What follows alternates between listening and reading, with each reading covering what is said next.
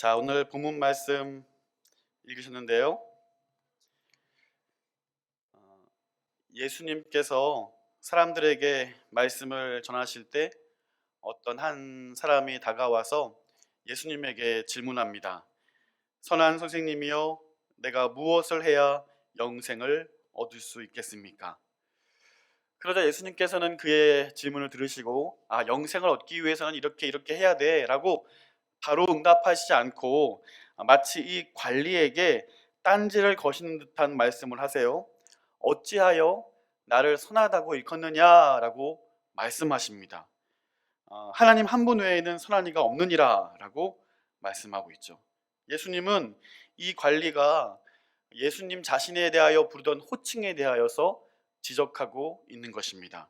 본문 18절에 등장하는 이 관리는요, 마태복음에서는 재물이 많은 청년으로 소개되고 있는 사람이에요. 특별히 관리라는 표현은 신약 시대에 있어서 회당 관리자, 의회의 회원, 또 공회원으로서 대부분 바리새파였죠. 그러니까 얼마나 잘 나가던 사람이었겠어요. 젊은 나이에 또 바리새인이었으니까 율법에는 통달하였고 그 율법을 이미 머릿속에 다 가지고 있던 사람이었습니다. 그러니까 젊은 청년으로서 권력과 부를 쥔 특권 계층이었다는 사실이에요. 아마 젊은 사람이었지만 많은 사람들은 그를 스승으로 또 랍비로 그렇게 존중해주고 대우해 주었을 것이라는 사실입니다. 뿐만 아니라 그 자신도 사람들이 그를 향하여서 선한 선생님이여, 지도자여 이렇게 말하는 것들에 대해서 전혀 어색하게 생각하지 않았다라는 거예요. 당연하게 여긴 거죠. 내가 이 정도였고, 내가 율법에 능통한 사람이고, 내가 회당 관리자로서 이러한 직권을 가졌으니 사람들이 나를 대하여 그렇게 부르는 것은 어쩌면 당연하게 여기고 있었다는 사실입니다. 자, 이러한 생각을 가지고 예수님께 대하여 선한 선생님이여 라고 거리낌 없이 부르고 있는 것이죠. 예수님께서는 이 사실을 알고 계셨기 때문에 이 청년에게 꼭 말씀해 주셔야 될 그것을 오늘 본문을 통해 말씀해 주시고 있는 겁니다. 자, 19절 보시면요, 내가 어찌하여 나를 선하다 일컫느냐, 하나님 한 분 외에는 선한 이가 없느니라 라고 말하고 있죠. 자, 이 말씀은 네가 바리새인으로서 많은 사람들의 환영을 받고 존경을 받았을지는 모르겠지만 오직 선하다고 일컬음 받는 분은 다른 사람들이 아니라 오직 하나님 한 분밖에 없다라고 예수님께서는 분명하게 선을 그어 말씀하시고 있는 겁니다. 그리고 예수님께서는 그 영생에 대한 조건으로 계명에 대해서 말씀하시는데 살인하지 말라, 간음하지 말라, 도둑질하지 말라, 거짓 증언하지 말라, 부모를 공경하라, 이러한 말씀들을 하셔요. 이러한 말을 들었을 때, 또 이러한 이야기를 들었을 때 이 젊은 청년이었던 관리, 젊은 청년이었던 바리새인, 이 사람은 기다렸다는 듯이 나는 그 모든 것들을 어렸을 때부터 다 지켰습니다 라고 자신만만하게 이야기하고 있는 겁니다. 그러니까 이 말은 어떤 말이냐면요, 나는 선하다고 일컬음 받기에 충분한 사람 아닙니까? 다시 돌아와서 그가 영생을 어떻게 얻어야 됩니까? 라는 질문은 무슨 말이었냐면 진정으로 어떻게 영생을 얻겠습니까?에 대한 질문이 아니에요. 그 많은 사람들 앞에서 나 같은 사람이야말로 영생 받기에 적합한 인물 아니겠습니까? 라고 많은 사람들의 앞에서 인정받기 원했다는 사실인 것이죠. 이 예수라는 인물이 많은 사람들에게 지지를 받고 많은 사람들에게 인기를 얻었던 이 사람이 자신을 향하여서 그렇게 인정해 주기를 바란 것이 이 바로 관리의 마음이었다는 겁니다. 그러나 예수님의 대답은 무엇이었습니까? 다 함께 22절 말씀 함께 읽어보겠습니다. 시작.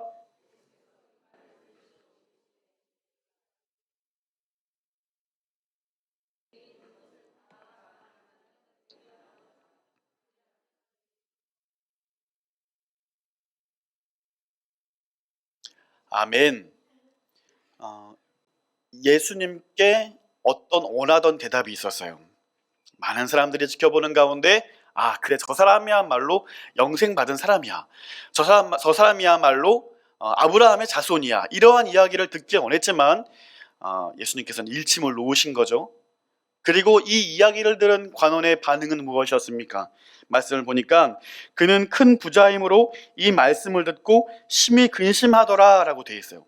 마태복음을 기록한 마태는 이 본문을 대하면서 근심하며 떠나가니라 라고 기록하고 있는 것이죠. 예수님께 인정받길 원했습니다만 그는 정말 그가 섬기고 있는 것이 무엇인가에 대해서 적나라하게 밝혀진 시간이 되었다라는 것입니다. 하나님을 섬기고 하나님의 율법을 따르고 하나님의 율법으로 그의 생각을 가득 찼다고 이야기하지만 정작 그가 크게 여겼고 그가 하나님보다 귀하게 여겼던 것은 바로 큰 재물이었다는 사실이에요. 그거 다 팔아서 가난한 사람들에게 나눠주라라고 이야기했을 때 안 되겠는 거죠. 하나님, 예수님, 이것만큼은 안 되겠는데요. 이것만큼은 안 되겠는데요. 근심하며 떠나간다라고 얘기해요. 그래도 양심은 있는 것 같아요. 해야 될 것 같은데, 포기해야 될 것 같은데 예수님이라는 이분 앞에서 이것을 포기하고 그분을 따르는 것이야말로 내 부르심의 목적과 하나님의 선한 일이 될 텐데 이 큰 재물이라는 것이 그를 놓아주지 않는 겁니다. 근심하게 만들었고 그 근심은 바른 해답을 제시해주지 않고 결국 떠나가고 그 자리를 피하는 것으로 해답을 주고 있는 것이죠. 결국 그는 하나님이 아닌 그리스도가 아닌 그의 진정한 그의 우상인 재물을 따라 떠나가는 것을 보게 되는 것입니다. 자, 이 청년은 하나님의 율법을 다 지켜왔다고 이야기하면서 즉 하나님을 섬긴다고 이야기하면서 큰 재물을 의지하고 있었던 것입니다. 표면적으로는 율법을 지키고 하나님을 섬긴다고 하지만 그가 의지하고 섬기는 것은 그가 가졌던 많은 재물이었다는 사실입니다. 여러분 혹시 이 자리에 큰 부자분이 계실지도 모르겠습니다. 하지만 큰 부자가 아닌 것을 감사하시면 좋을 것 같아요. 이 큰 부자에 대한 얘기를 예수님께서 이어서 말씀을 하시는데 24절 25절 말씀도 한번 보시겠습니까? 다 함께 24절 25절도 한번 읽어볼게요. 시작.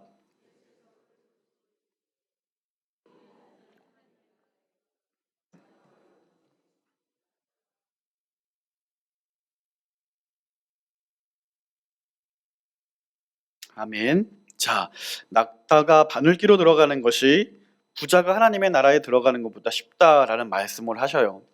이거 좀 어려운 말씀인 것 같기도 하고 뭔가 비유적인 말씀인 것 같기도 한데 곰곰이 생각해 보면 부자가 하나님 나라에 들어갈 수 있다는 말씀입니까? 없다는 말씀입니까? 다시 그러면 낙타가 바늘귀에 들어갈 수 있습니까? 없습니까? 그러면 부자가 하나님 나라에 들어갈 수 있습니까? 없습니까? 좀 어려우시죠? 나는 그 부자 같은데 어렵습니다.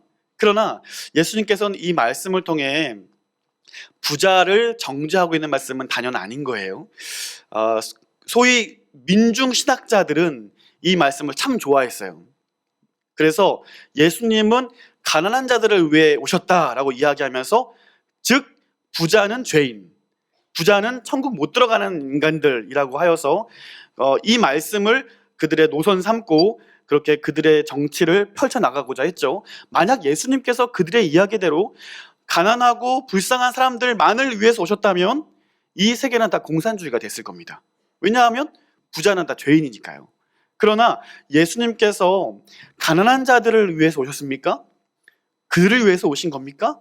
그렇지 않아요. 그 너무나 축소하고 있는 것이죠. 예수님께서는 이 인류를 위해 오셨어요.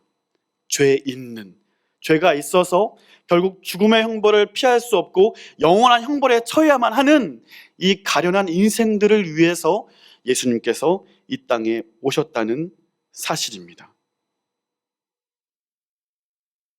제가 참 좋아하는 말씀인데요. 로마서 5장 8절 말씀 보니까 우리가 아직 죄인 되었을 때 그리스도께서 우리를 위하여 죽으심으로 하나님께서 우리에 대한 자기의 사랑을 확증하셨느니라 라고 말씀하고 있습니다.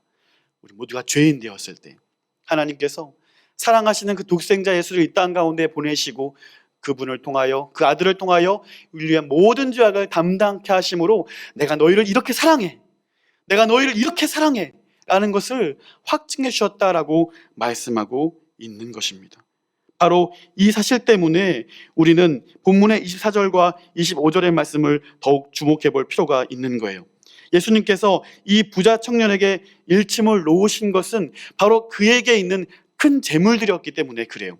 그가 어떤 삶을 살았고 어떤 지위에 있고 하나님 말씀을 얼마나 충성스럽게 지키는지 모르셨던 분이 아니에요. 하지만 그에게 있어서 정말 중요하였고 그에게 있어서 이것만큼은 반드시 바로 잡아주고 싶으셨던 예수님의 긍휼이 예수님의 이 일침 가운데 있는 것이었죠. 만약에요, 이 관리가 예수님의 말씀을 듣고 그 큰 재물들을 팔아서 가난한 자들에게 나누어 주고 예수님을 따랐다면 사도 바울 같은 인물이 되지 않았을까라는 생각을 해보기도 해요.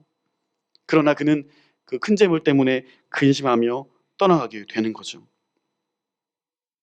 그가 어렸을 때부터 율법을 지킨 것처럼 하나님을 어렸을 때부터 진실되게 섬긴 자라면 이 예수님의 명령에 기뻐 순종하고 따랐을 것이라는 사실이에요.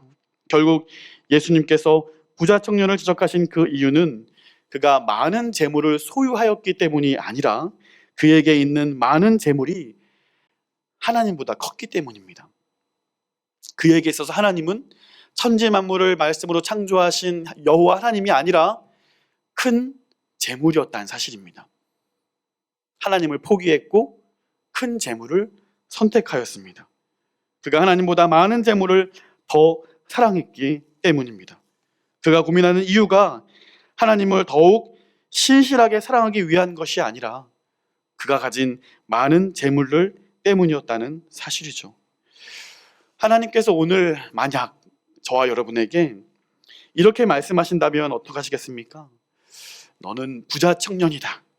너는 나를 섬긴다고 하지만 아직 너가 의지하는 것이 많이 있구나. 이 질문은 사실 저에게 하는 질문이었어요.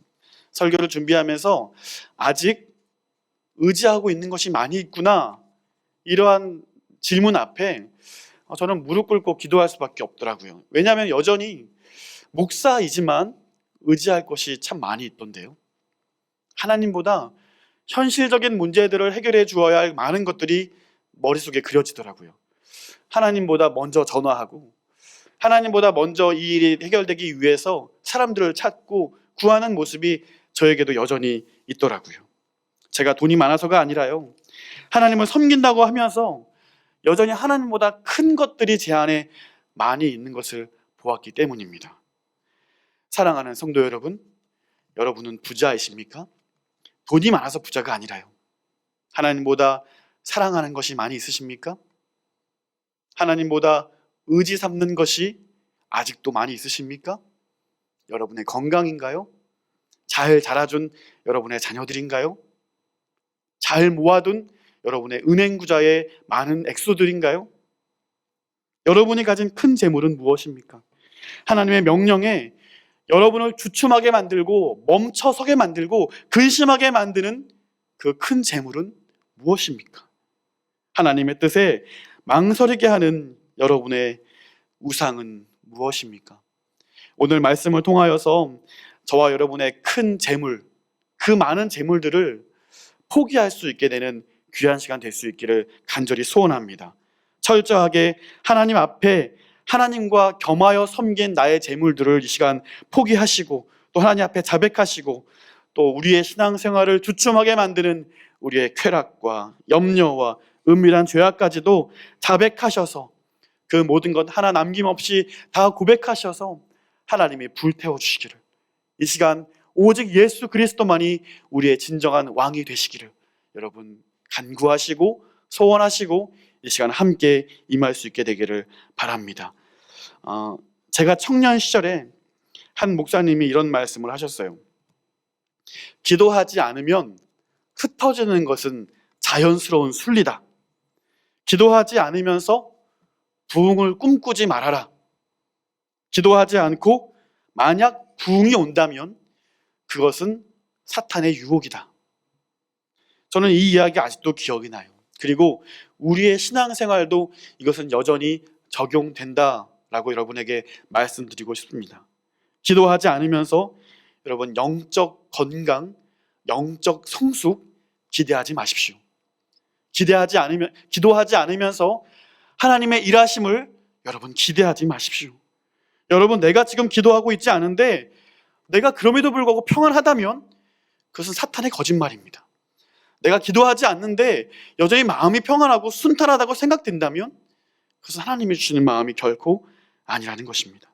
그것은 영적인 교만이고, 하나님, 전 하나님 없이도 괜찮아요, 저는 하나님 없이도 만족하고 하나님 없이도 평안해요 라고 고백하는 것이나 마찬가지입니다. 우리 기도했으면 좋겠어요. 혼자 기도하기 어렵다면 여러분 함께 기도하길 원해요. 기도의 시간에, 이 금요 기도의 시간에, 모든 공예배 시간에 혼자 설 수 없다면 함께 나와서 함께 기도할 수 있게 되기를 바랍니다. 그래서 하나님 외에 다른 곳에서 의지할 대상을 찾지 않게 되기를 바라고요. 오직 하나님만이 우리의 참 의지이시고 우리의 참 주인이시고 우리의 전부이심을 여러분의 매일매일의 삶 가운데 인정할 수 있고 고백할 수 있게 되기를 바라요. 저는 교회를 올 때마다 참 은혜가 돼요. 여러분, 교회 오실 때요, 땅만 보지 마시고 좀 눈을 들어서 보세요. 그러면 하나님이 딱 말씀하세요. 뭐라고 말씀하시냐면, 나의 힘이신 여호와여, 내가 주를 사랑하나이다. 벽에 써 있죠? 건물에 써 있어요. 네, 땅을 보지 않고 조금만 눈을 45도로 뜨고 보면요, 항상 그 고백이 우리에게 전해져요. 나의 힘이신 여호와여, 내가 주를 사랑하나이다. 그런 다음에 시편의 저자인 다윗이 뭐라고 고백하냐면요, 한번 들어보세요. 여호와는 나의 반석이시요 나의 요새이시요 나를 건지시는 이시요 나의 하나님이시요 내가 그 안에 피할 나의 바위시요 나의 방패시요 나의 구원의 뿌리시요 나의 산성이시로다. 아멘. 나의 힘이신 여호와여, 내가 주를 사랑하나이다. 다윗이 모든 상황이 정리되었고 평안함 가운데 있을 때 이 고백하는 거 아니에요. 여전히 사울이 추격하고 있고요, 여전히 많은 문제들이 그의 삶 가운데 펼쳐져 있어요. 그러나 그 모든 문제들과 상관없이 하나님을 고백해요. 하나님은 나의 기지입니다. 하나님은 나의 요새입니다. 하나님은 나의 피할 바위이십니다. 하나님은 나의 힘이십니다. 구원의 뿌리십니다. 하나님을 의지하는 사람이기에 이런 고백하는 거 아니겠습니까? 하나님을 전적으로 의지할 수 있기에 하나님이 나의 전부이십니다 고백할 수 있는 것 아니겠습니까? 오늘 이렇게 함께 고백하고 함께 기도할 수 있게 되기를 바라요. 이렇게 설교를 마치면 좋겠습니다만, 아직 우리의 설교의 주제가 해결되지 않았어요. 오늘 설교의 주제는 영성의 조건이었습니다. 사실 이 회당 관리자는 이 영성의 조건을 그가 갖췄다고 생각했지만 결국 떠나갔어요. 그 영생은 당연히 자기의 것이라고 생각했지만 그에게 주어지지 않았습니다. 자, 그런데 이 누가복음 18장 이후에 누가복음 19장에 한 인물이 등장합니다. 그는 바로 삭개오입니다. 성경을 보실 때 그냥 그때그때마다 여러분 주목하지 마시고 이 연계선상에서 장면들을 이해하시면 훨씬 큰 은혜가 여러분에게 다가옵니다. 왜 하필이면 이 다음에 삭개오가 나왔을까 하는 것이죠. 삭개오와 이 관리자의 공통점이 있다면 그들은 부자였습니다. 삭개오가 세리였는데 그냥 보통 세리 아니잖아요. 세리장이었어요. 세리도 남의 돈을 뜯어가지고 돈을 채우는데 그 뜯은 돈을 또 뜯어가지고 채우는 사람이 바로 세리였잖아요. 세리장이었잖아요. 그런데 이 세리장이었던 삭개오가 예수님을 만난 다음에 어떤 고백을 하냐면요, 여러분 한번 말씀을 보세요. 19장 8절 말씀 한번 읽어보시겠습니까? 19장 8절 우리 함께 한 목소리로 읽겠습니다. 시작.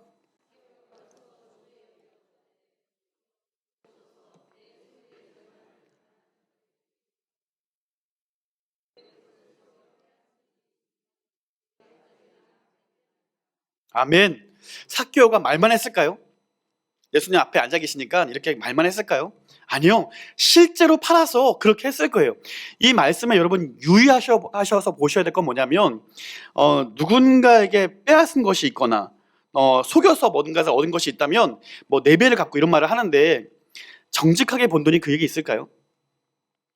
사실 이 말씀은 파산 신청하고 있는 거예요. 내가 가진 것 전부 다 팔아서 다시 돌려주겠습니다라고 이야기하고 있는 거예요. 예수님께서 굳이 내가 가진 것을 팔아서 많은 사람들에게 나누어주고 나를 따르라고 이야기했는데, 삭개오는 예수님께서 말씀하시기 전에 이 모든 것을 팔겠습니다라고 고백하는 거예요. 왜 이런 고백할 수 있을까라는 것이죠.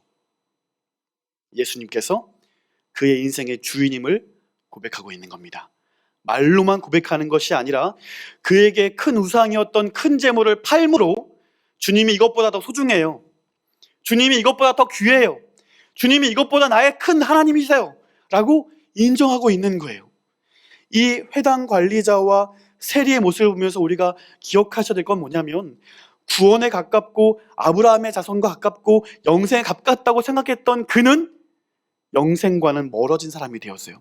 그러나 죄인 중에 죄인이었던 세리, 그것도 세리장, 삭개오, 모든 유대인들로부터 하여금 눈총을 받고 사람 취급 못 받고 인정받지 못했던 이 한 인물은 아브라함의 자손이 되는 거예요. 영생이 주어지게 되는 거예요. 그러니까 영생의 조건에 있어서 그 어떤 것도, 그 무엇도 영생에 있어서 하나님께서 허락하시고 주님께서 주시고 예수 그리스도를 나의 구원자로 영접하는 것 이외에는 그 어떤 것도 가능하지 않다는 사실입니다. 교회를 오래 다녔고 한 번도 주일 빠진 적이 없고 성경을 많이 읽었고 헌금을 많이 해서 교회를 여러 개 세웠고, 이것이 영생의 조건이 결코 될 수 없다는 사실입니다. 목사여도요, 예수 그리스도를 하나님의 아들로 나의 구원자로 인정하지 않으면요, 영생과 멀어지는 거 아니겠습니까? 오직 영생의 조건은 예수 그리스도가 내 인생의 누구인가를 결정하는 것입니다. 인정하고 그분을 따르는 것입니다. 그것이 영생의 첫 번째 조건이다. 오늘 우리는 말씀을 통하여 깨닫게 되는 것이죠. 자, 그렇다면 이 부자 청년의 전후의 문맥을 통하여서 계속해서 말씀하시는 영생의 조건은 무엇인가 한번 살펴볼 수 있게 되기를 바랍니다. 자, 두 번째 영생의 조건은 17절에 나와 있어요. 다시 한번 18장 17절 말씀 함께 읽어보겠습니다. 시작.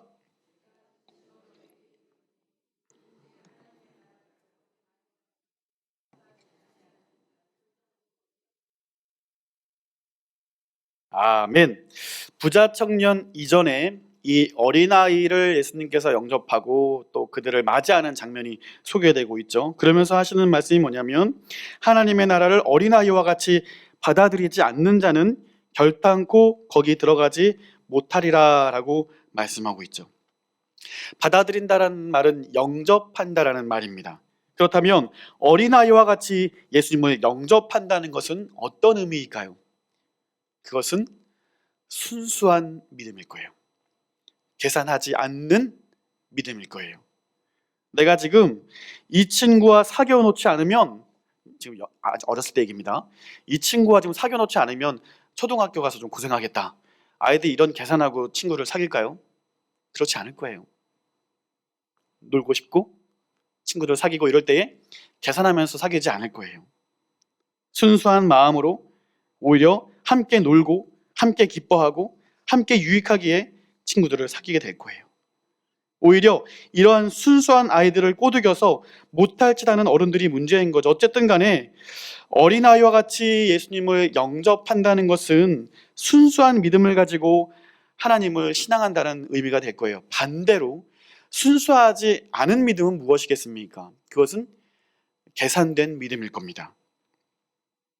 자신의 경험을 비추어 보거나 이성적인 기준으로 비추어 보아서 이해되는 부분만 믿겠다는 거죠. 그러니까 예수님께서 4대 성인으로 많은 인류에 큰 감동을 준 건 맞겠는데, 그분이 인류의 죄를 위해서 오셨다거나 동정녀의 몸에서 태어났다거나 죽었다가 다시 살아났다거나 이런 것은 믿을 수 없겠다라고 말하는 것이죠. 거짓말이라고 이야기하는 겁니다. 많은 사람들이 예수님을 이성으로 이해하려고 합니다. 예수님이 역사 속에서 존재하셨다는 것은 알겠어요. 하지만 그러한 것들은 믿지 못하겠다라는 거죠. 어떻게 사람이 물 위를 걷냐라는 거죠. 가끔 새신자들과 대화하다가 이러한 문제들을 대하면서 아주 속 시원하게 얘기해주지 못하는 게 좀 안타까울 때가 있어요. 왜냐하면은 설득을 하고 설명을 해도 이게 받아들여지지 않잖아요. 여러분, 만약에 여러분 이 자리에 믿지 않는 분들이 앉아 계신다고 했을 때 예수님께서 죽었다가 다시 살아나셨습니다, 천유의 몸에서 잉태하셨습니다, 이렇게 제가 설명을 한다고 해서 그들이 정말 믿습니다라고 얘기할까요? 믿어지지 않거든요. 한 번도 본 적 없거든요. 절대로 납득되지 않거든요. 그래서 참 안타까울 때가 많이 있어요. 그럼 여러분은 어떻게 이것을 믿게 되셨습니까? 제가 여러분에게 예수님의 이러한 일들 믿으십니까? 라고 물어본다면 믿는다고 말씀하실 거예요. 아멘 하실 거예요. 그러면 어떻게 믿게 되었습니까? 라고 여러분에게 묻는다면 여러분 어떻게 대답하시겠어요? 어떤 과정에 의해서 그게 믿게 됐어요 라고 어떻게 말씀하시겠습니까? 이것이 믿어지는 것 자체가 참 신기한 일 아니겠습니까? 예수님께서 행하신 일, 그것이 나를 위해서 행하셨다는 사실이 믿어지게 된다는 것, 너무 감사한 일 아니겠습니까? 성령께서 우리로 하여금 믿음 주셔서 이러한 믿어지지 않는 일들을 믿게 하시는 거예요. 믿게 하시니까 내가 삶의 목적이 더 이상 나를 위한 삶이 아니요 나를 위해 십자가에 못 박혀 죽으신 그분을 믿는 믿음 안에 살아가는 그러한 놀라운 확신을 우리에게 주시는 것 아니겠습니까? 성령께서 우리에게 이러한 믿음을 주시는 것이죠. 그러므로 이성으로 이해하는 것이 아니라 믿음으로 받아들일 때 성령께서 우리로 하여금 믿도록 만들어 주시는 거죠. 순전히 하나님의 주권적인 사역인 것입니다. 어떻게 피조물인 인간이 창조자의 섭리를 다 이해할 수 있겠어요? 그분의 계획을 어떻게 다 계산할 수 있고 어떻게 다 납득할 수 있고 내가 그것을 이해되어져서 믿겠노라 이야기할 수 있겠습니까? 사도 바울은 이야기합니다. 하나님의 미련한 것이 사람보다 지혜 있고 하나님의 약한 것이 사람보다 강하니라. 좀 오래전이죠. 이러한 신앙을 이성으로 받아들이려는 시도를 하는 사람들이 영화를 한 편 만들었는데 다빈치 코드라는 영화가 예전에 개봉된 적이 있어요. 철저하게 이 성경은 날조된 이야기라고 하면서 어떻게 하면 이것이 그냥 역사적인 이야기로만 비춰질 수 있을까 하기 위하여 만든 영화예요. 그 마지막 엔딩쯤에 가서 주인공이 이런 말을 해요. 역사적으로 예수는 위대한 인물이었죠. 인류를 감화시켰어요. 그게 다입니다. 이러고 끝나요. 많은 사람들이 이 영화를 보면서 무슨 생각을 할까요? 기독교인들이 너무 맹목적으로 믿는 거 아니야? 그게 다라고 하는데 저 사람들 너무 홀려 사는 거 아니야? 이러한 생각을 하지 않을까요? 예수 그리스도에 대하여 순전히 믿지 못하는 것, 순수히 믿지 못하는 것, 그래서 자신들의 이성으로만 받아들이고 이성으로 납득되는 것만만 믿고 그 외에는 다 거짓말이라고 이야기하는 것, 그것이 어쩌면 하나님께 선택받지 못한 사람들의 삶의 모습이 아닐까 생각을 해보게 되는 겁니다.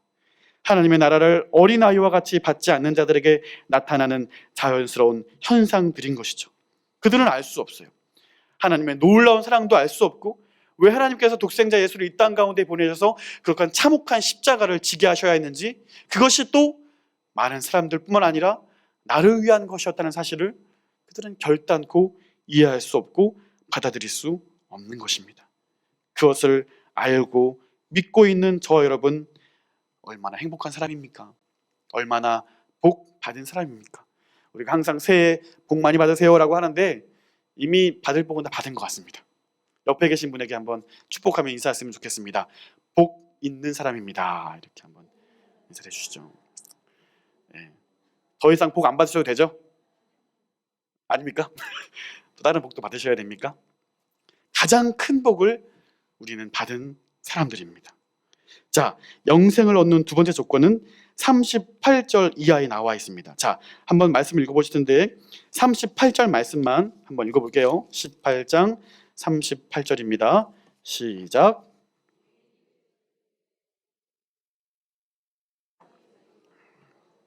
아멘. 부자 청년 이후에 바로 나오는 장면이 이 맹인에 대한 이야기예요. 이 맹인이 예수님이 지나간다는 소식을 듣고 간절하게 외칩니다. 다윗의 자손 예수여, 나를 불쌍히 여기소서. 저처럼 얌전하게 이야기하지 않았겠죠? 목에 핏대를 세우고 온 힘을 다해서 부르짖었을 거예요. 이 순간이 지나면 마치 죽을 사람처럼 그는 간절하게 외쳤을 거예요. 예수님이 뒤돌아보지 않으면 나는 이제 끝이야 라고 생각할 만큼 그는 주님을 향하여 부르짖었을 거예요. 바로 예수 그리스도를 향한, 하나님을 향한 간절함이 있어야 함을 말씀하고 있는 것이죠. 다윗의 자손 예수여 나를 불쌍히 여기소서. 사람들이 만류해요. 소리 지르지 못하게 막아요. 지금 너가 지금 낄 때가 아니다라고 얘기하면서 막아요. 막을수록 저지를 당하면서 포기하지 않아요. 그의 인생에 있어서 마지막 순간이었기에 그는 더욱 강력하게 소리 지르고 더욱더 간절하게 부르짖어요. 다윗의 자손 예수여 나를 불쌍히 여기십시오. 간절하게 외칩니다. 이 맹인의 간절함이 어떤 기적을 낳습니까? 어떤 일을 가져오게 만듭니까? 걸어가시는 예수님을 뒤돌아보게 만드시는 거예요. 지나가는 예수님을 다시 한번 만나뵙게 되는 놀라운 일이 벌어지게 되는 거예요. 예수님을 머물러 서게 했다는 겁니다. 예수님께서는 그의 간구를 믿음이라고 말씀하고 있어요. 내 믿음이 너를 구원하였느니라. 반드시 예수님께서 나를 구원해 주실 거야. 예수님께서 나를 만져주실 거야. 예수님께서 나를 해결해 주실 거야. 이러한 믿음으로 그가 예수님을 향하여 부르짖었을 때에 예수님이 그것을 향하여 믿음이다 라고 말씀하시고 그 믿음이 너를 구원하였다 라고 말씀하고 있는 것입니다. 그런 확실한 믿음, 절대적인 믿음을 주님께서 원하신다라는 겁니다. 이것이 우리들의 영생의 조건이라는 거예요. 반드시 예수님께서 하실 것이라는 믿음. 여러분에게 이 소경과 같은 믿음이 아직 유효하십니까? 아직 유효하십니까? 주님을 부르짖는데요, 왕 한때 열렬히 믿었던 그때 말고요, 아직도 이 간절함이 여러분에게 유효하세요? 주님 지나가시는데 다음 주도 괜찮습니다. 주님, 오늘은 내가 좀 해야 될 것이 있으니까 다음 주에 뵙기로 해요. 이거 말고 오늘 하루하루를 살아가면서 주님의 은혜가 아니면 안 돼요. 하루하루를 살아가면서 주님의 도우심이 아니면 전 살 수 없어요. 제가요 항상 설교를 해야 될 때마다 기도해요. 저를 좀 불쌍히 여겨주십시오라고 기도해요.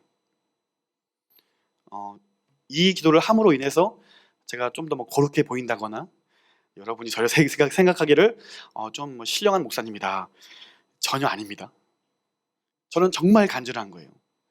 하나님의 도우심 없이 제가 이 자리에 서는 것도 불가능하고요, 제가 감히 어떻게 성도님들에게 어떤 설교를 할 수 있겠어요?